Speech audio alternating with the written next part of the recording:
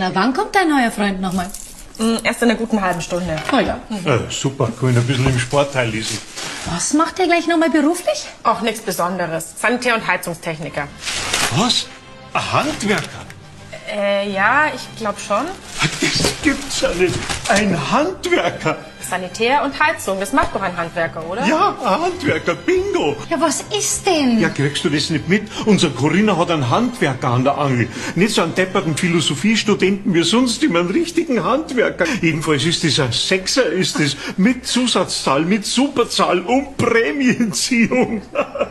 Um Gottes Willen, der hat sofort dieses Ikea-Graffi weg. Holt das Meißner und das Silbergesteck und, ja, um Gottes Willen, sofort bitte den staubigen Sandbohrer weg. Ich gehe jetzt gleich rüber zum Feinkost Schäfer und hole eine Kirschmascarpone Stapeltorte. Geld spielt keine Rolle. Ein Handwerker